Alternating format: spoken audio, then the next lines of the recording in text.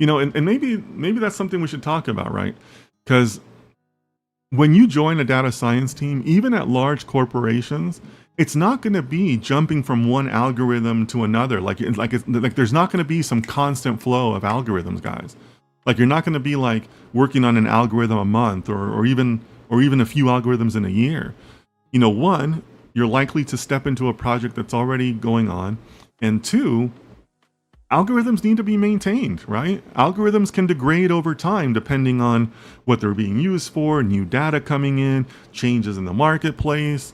Algorithms can degrade. So for a team to deploy an algorithm, they're committing to also maintaining that algorithm. So you can't deploy 8 algorithms a year. The maintenance on it becomes terrible, right? You end up becoming more of a maintenance team, right? If you deploy 8 algorithms in year 1, you end up becoming a maintenance team in year 2 because there's just so much to do, right? So keep that in mind, guys. And it's not always it's not just like jumping from algorithm to algorithm. You'll actually develop very few like ground up algorithms. That's just the nature of the business.